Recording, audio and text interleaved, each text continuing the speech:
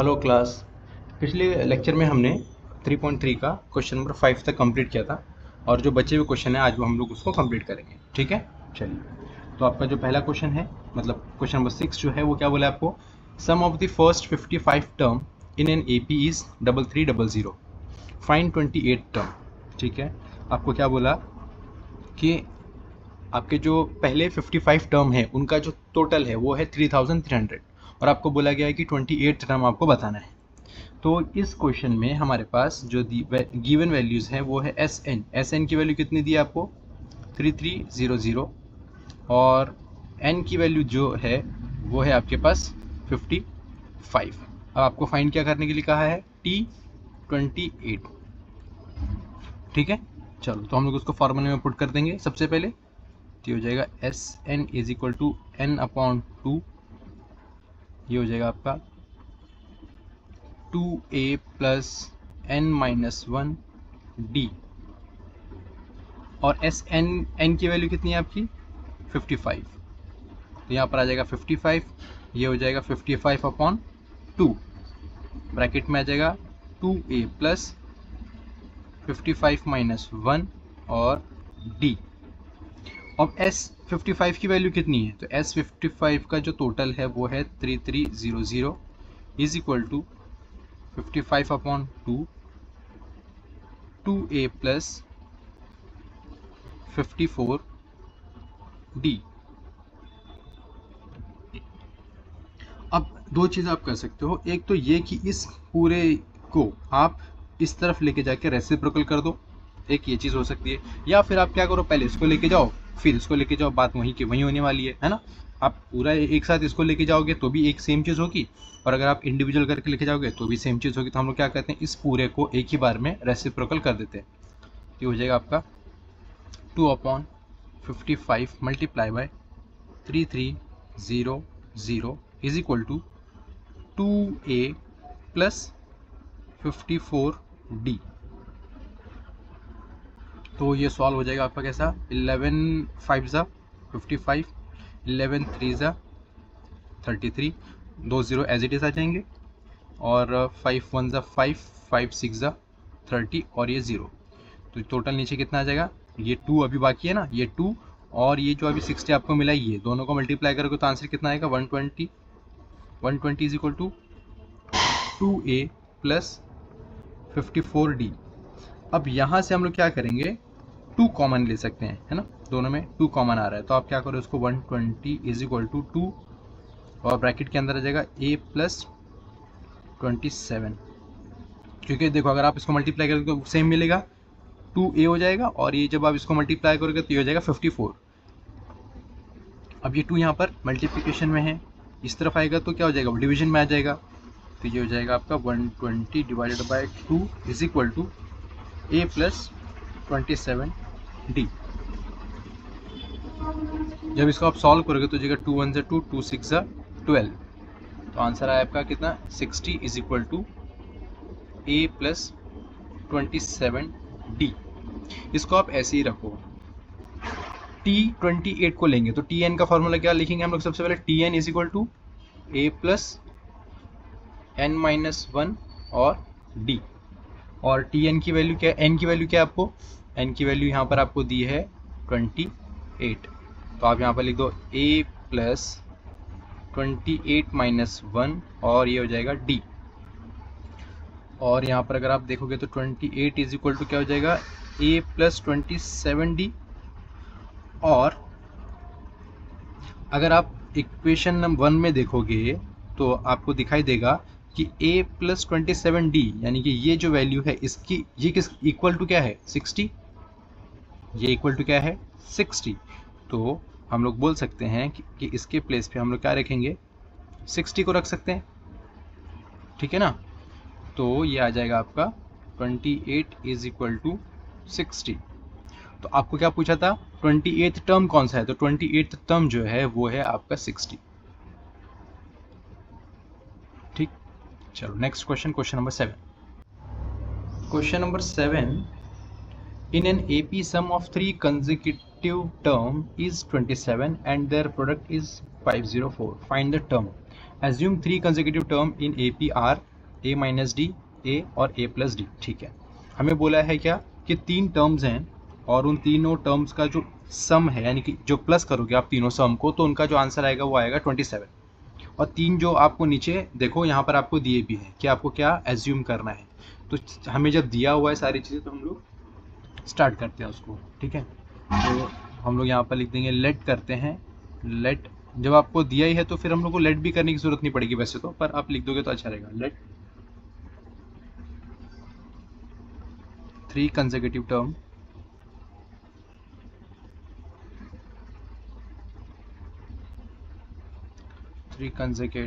Term B A minus d, a और a plus D. तो जब आप इन तीनों को प्लस करोगे तो क्या मिलेगा देखते हैं। तो a minus d plus A plus D is equal to 27। तो ये देखो, ये नेगेटिव और ये पॉजिटिव कैंसिल हो जाएगा, क्या बचा 1 2 और 3, तो 3a बचता है सिर्फ आपके पास। तो आप लिख दो 3a इज इक्वल टू 27। अब ये जो 3a है ये क्या है, मल्टीप्लिकेशन में है ना, बीच में कुछ नहीं है, इसका मतलब मल्टीप्लिकेशन है। तो आप इसको लिख सकते हो a is equal to 27 divided by 3, जो हो जाएगा a इज इक्वल टू 9। तो आपको a की वैल्यू मिल गई है। ठीक, अब एक और चीज़ बोली, एंड देयर प्रोडक्ट। जब आप उनको मल्टीप्लाई करोगे तो क्या बोला उन्होंने 504, तो हम लोग यहाँ पर उनको मल्टीप्लाई भी कर लेते हैं एक बार। तो हो जाएगा a माइनस डी, सॉरी यहाँ पर हम लोग पहले लिखेंगे अकॉर्डिंग टू सेकंड कंडीशन, या आप डायरेक्ट लिख दो सेकंड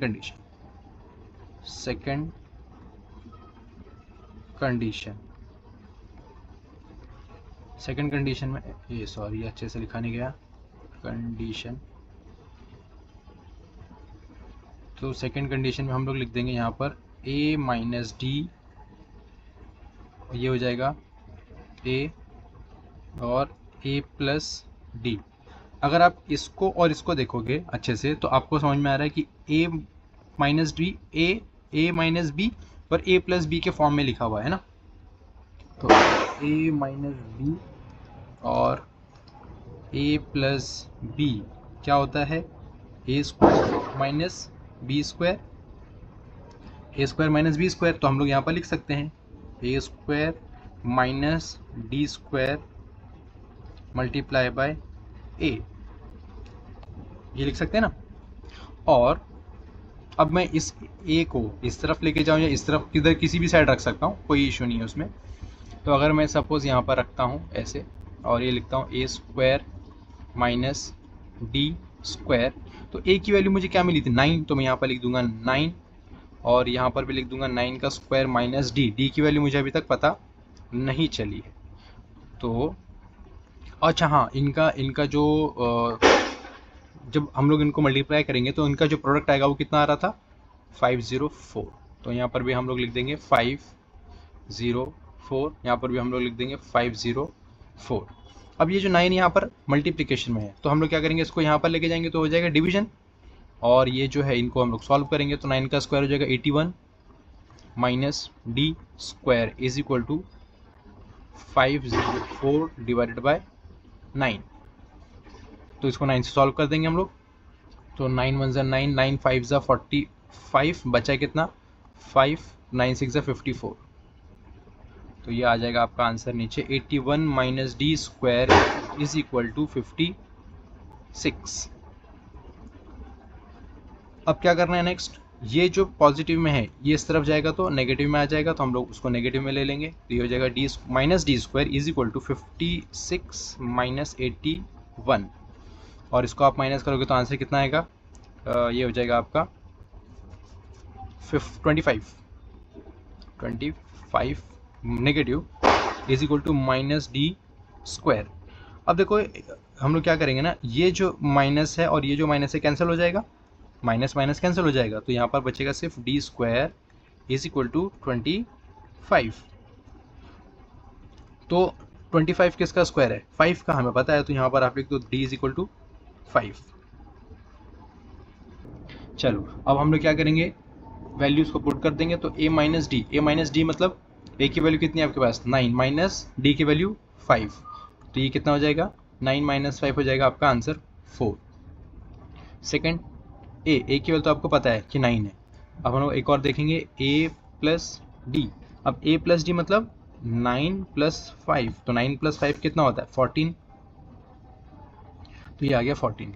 अब देखो जो आपकी पहली कंडीशन थी कि सम ऑफ 3 कंसेक्यूटिव टर्म इज 27, तो आप देख लो ए माइनस डी मतलब 4 प्लस 9 प्लस 14 कितना होता है 27, है ना, तो होगा 27। और उसके बाद क्या बोला है, और उनका जो प्रोडक्ट है जब आप इनको मल्टीप्लाई करोगे तो आपको मल्टीप्लिकेशन में भी मिल जाएगा 504। ये तो मैंने आपको एक्स्ट्रा पार्ट बताया, ठीक है, हमें बस उसको यहीं तक सॉल्व करना था। ओके, चलो अभी हम देखेंगे नेक्स्ट क्वेश्चन। नेक्स्ट क्वेश्चन भी आपका सेम ही है, 4 कंसेक्यूटिव टर्म आपको दिए हैं और नीचे आपको टर्म भी दिए हैं।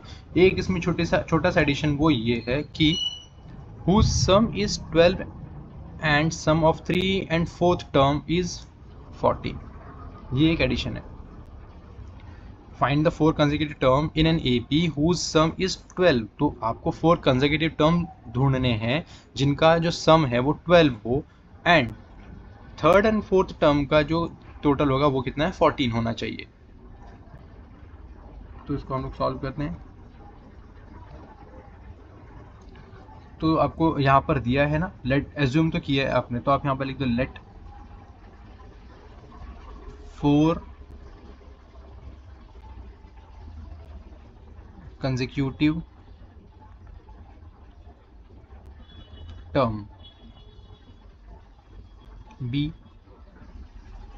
ए माइनस, यहाँ पर लिख देते हैं हम लोग ए माइनस डी, ए प्लस डी, और आपको लास्ट ए टू डी, ये आपको दिया है।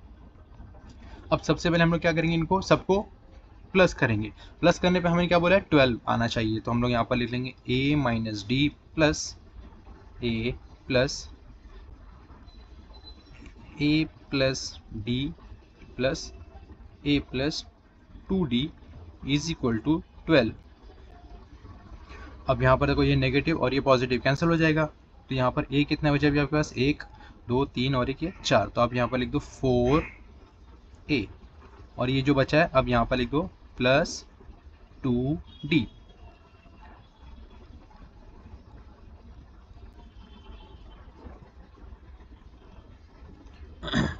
और यहाँ पर आ जाएगा आपके पास 12। यहाँ से आप कॉमन ले सकते हो, 2 को कॉमन ले लो आप, तो हो जाएगा 2a plus D is equal to 12। ये 12 ये 2 वहाँ पर जाएगा तो हो जाएगा, अब यहाँ पर मल्टीप्लिकेशन में, वहाँ पर जाके हो जाएगा डिवीजन, तो ये हो जाएगा आपका 2a plus D is equal to 12 upon 2, तो जो आंसर आएगा आपका 2a plus D is equal to 6। तो आपके पास जो अभी 2a plus D is equal to कितना आ गया 6। अब हम क्या करेंगे, अब इसको आप दे दो इक्वेशन 1, ठीक है, ये आपकी इक्वेशन 1 हो गई according to first condition. Next according to second condition, आप यहाँ पर लिख दो सेकंड कंडीशन। सेकंड कंडीशन में आपको क्या बोला है कि थर्ड एंड फोर्थ टर्म का जो सम है वो कितना है 14 है, तो थर्ड ये रहा और फोर्थ ये रहा, तो ये आ जाएगा a plus D plus A plus 2d is equal to 14, तो ये हो जाएगा आपका 1 2, तो हो जाएगा 2a plus 3d is equal to 14।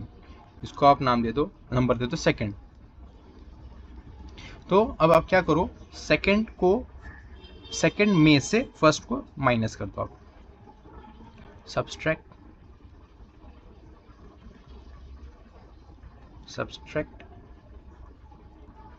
Equation 1 from equation 2, तो ये आएगा आपका 2a plus 3d is equal to 14, 2a plus d is equal to 6, तो ये पॉजिटिव है, ये हो जाएगा नेगेटिव, ये नेगेटिव और ये नेगेटिव, तो ये कैंसिल हो जाएगा। और 3d माइनस डी करोगे तो आंसर आएगा 2d is equal to 14 minus 6 करोगे तो आंसर कितना आएगा, ये हो जाएगा आपका 8 8 आ जाएगा। तो ये हो जाएगा d इज इक्वल टू 8/2। तो d की वैल्यू कितनी आ गई, 4। अब d की वैल्यू 4 आ गई तो हम लोग क्या करेंगे, इस d की वैल्यू को पुट कर देंगे। पुट कर दो आप कहीं पर भी, 1 में या 2 में, आपको जहाँ पर भी अच्छा लगे। तो मैं यहाँ पर पुट कर देता हूँ 1 में। यहाँ पर आप लिख दो put d is equal to 4 in equation 1। यह आएगा आपका 2a प्लस d की जगह पर मैं लिख दूंगा 4 इज इक्वल टू 6। ये हो जाएगा 2a is equal to 6 minus 4। ये जो प्लस 4 है दूसरे साइड जाके हो जाएगा माइनस 4। यहाँ आ जाएगा 2a is equal to 6 minus 4 2। ये हो जाएगा 2 is equal to sorry a is equal to 2/2 है ना। ये जो मल्टीप्लिकेशन में है इस तरफ आके डिवीजन में आ जाएगा, 2 1 2 2 1 2। तो a की जो वैल्यू आ गई वो कितने आ गई आपकी 1। अब अगर आप इसको प्लस करते हो, एक इसमें पुट करते हो और फिर सबको प्लस करोगे तो आपको आंसर मिल जाएगा। ये एक्स्ट्रा पार्ट है, वैसे मैं जस्ट आपको बता रहा हूँ करके। तो अगर आप a माइनस डी में पुट करोगे पहले, तो a की वैल्यू कितनी आई आपकी 1 माइनस 4। तो 1 माइनस 4 आ जाएगा आपका -3। सेकंड आप ले लो a प्लस डी। तो अगर आप a प्लस डी को करोगे तो आपका आंसर आएगा 5।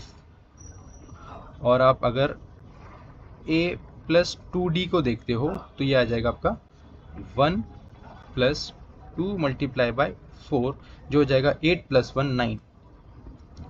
अब आप इसको क्या करो, टोटल कर दो। और ध्यान रखना a भी है अभी आपके पास, तो a की वैल्यू कितनी है 1। तो मैं यहाँ पर लिख देता हूँ 1। तो ये देखो, ये हो जाएगा 9 प्लस 1 10 प्लस 5 15, 15 माइनस 3 करोगे तो आंसर आएगा 12। ये एक्स्ट्रा पार्ट है, इसको करने की जरूरत नहीं है, मैं जस्ट आपको ऐसे ही बता रहा था। चलो अभी देखेंगे नेक्स्ट क्वेश्चन। क्वेश्चन नंबर 9 में क्या बोला है, if the 9th term of an AP is 0।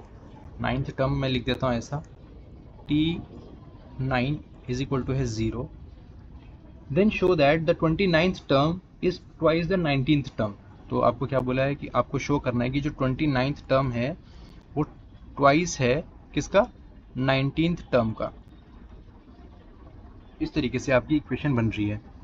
तो सबसे पहले हम लोग क्या करते हैं, Tn का फॉर्मूला लगाएंगे और इसको सॉल्व करेंगे, है ना, 29 को और T19 को।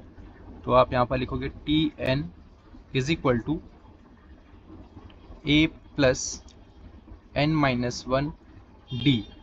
और मैं पहले सॉल्व कर रहा हूँ 9 को, तो हो जाएगा a प्लस 9 माइनस 1 d। और T9 की वैल्यू क्या है 0, तो ये हो जाएगा a प्लस 8d। अब ये जो प्लस 8 है इसको मैं क्या करता हूँ, इस तरफ भेज दूंगा, तो ये हो जाएगा -8। तो ये हो जाएगा a is equal to -8d। तो a की वैल्यू कितनी आ गई -8d। अब हम लोग क्या करेंगे, T29 को सॉल्व करेंगे। तो मैं डायरेक्ट लिख रहा हूँ T29 is equal to a plus 29 minus 1 d। तो यहाँ पर आ जाएगा a प्लस 28 d। अब T29 की तो हमें वैल्यू नहीं दी है।